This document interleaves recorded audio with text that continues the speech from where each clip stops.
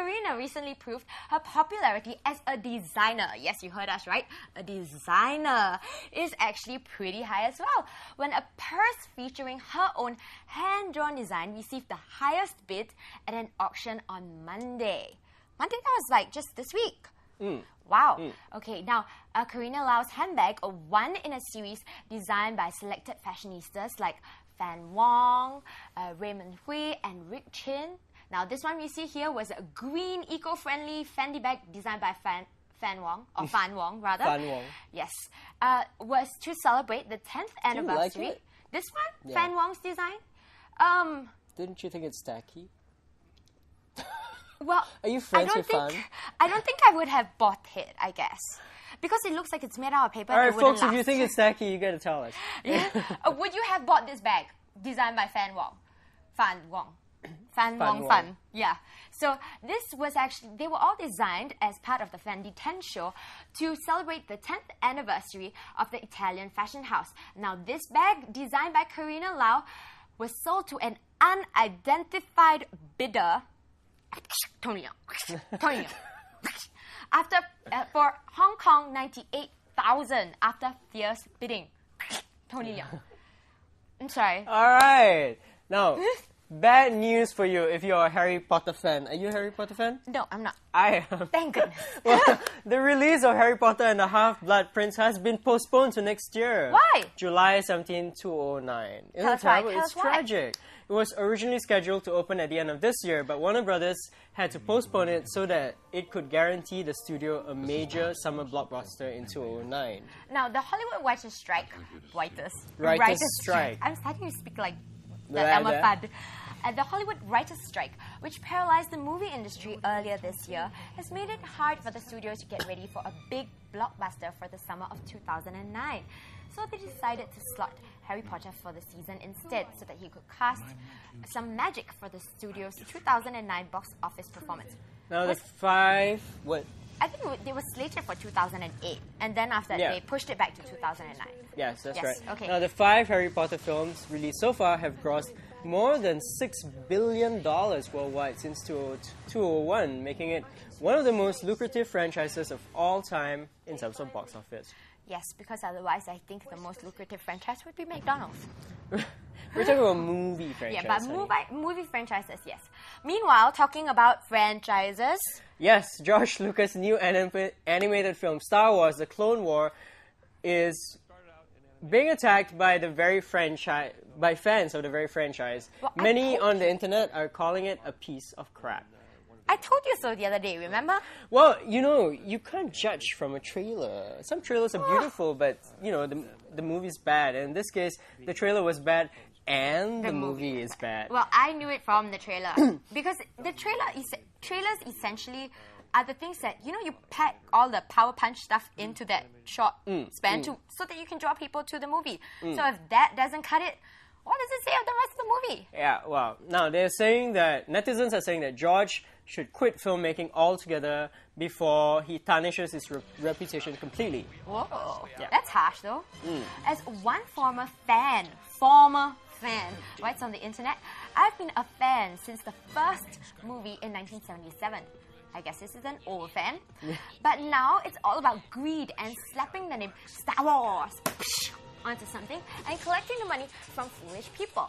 Just imagine if Steven Spielberg just kept making Jaws movies or Close Encounters for that matter. Yep, he's definitely milking his franchise for all it's worth. It is. But Well- maybe he should move on and progress. Yes, I think fans are very disillusioned by what he's doing. He's made so much money from the Star Wars franchise, and yet he continues. There are tons of to- stuff, merchandise. That's right, and he doesn't reinvent himself. He just keeps making crap. Ooh. Wow. No, well, Well, I guess maybe, you know, he should kind of just evolve, do something more, you know? Right. Experiment, Now- push the limits a bit. right. If there are fans of Star Wars out there who have been very disenchanted over the past few years with the kind of stuff that George Lucas has been making, now please write to us. You can phone us, SMS, MMS us, email, webcam, anything. Just give your point of yeah. view and you could win a prize. Yes, you definitely can win a prize. Why? Because we're giving away lots of prizes as long as you comment. And, well, if you can, Skype us, because we haven't Skyped with anyone yet. That's I'd like right. to. You could win cameras, phones, Xboxes. PS3! That's right. Now, back to the news. Back to the pop news, rather. Taiwanese boy band F4 is holding a concert in Japan in October. As the response was overwhelming, the Japanese organizer has increased their number of shows to a whopping 7. What is the appeal of F4? Can somebody tell me once and for all? I think it's the hair. The hair. Yeah, their hair. I don't That's know. it? I think with most boy bands, it's their hair, you know? Like, if they Really? didn't have the shaggy hair or the long hair, they would just look like any other guy on the street. Because I heard a bit of the music and I think it's Normal? not good. Yeah. It's just, boy band stuff, right? Yeah. But that doesn't Anyway. mean that all boy bands are bad. I mean, I think some are good. Some are good. I actually think Backstreet Boys makes good music. Yeah. Anyway, the Japanese organizer... and our mothership agrees with that? Like, huh? No, the I would have Japanese... said NSYNC, man, with JT, but yeah. NSYNC was good later on. Yeah. Yeah. The Japanese organizer has also invited popular boy band Fahrenheit to perform. Feilun However, Hai. rumors are that their part might be cancelled as F4's time in the concert is already overrunning. Now, this is F4. F4 when they were really young, because they kind of Yes, don't look the same anymore. that's right. And some of them have put on weight, lost weight, you know. We thought for nostalgia's sake, we'll show you this clip. Yeah, No. which is probably from the Grasshopper era. But No. now Feilun Hai is actually, you guys will know, is a popular boy band. One of them, Wuzun, is actually from Brunei. He actually expressed disappointment that Brunei didn't attend the Olympic Games. Right. He was an athlete before he was Oh, spotted. okay. He used to high jump.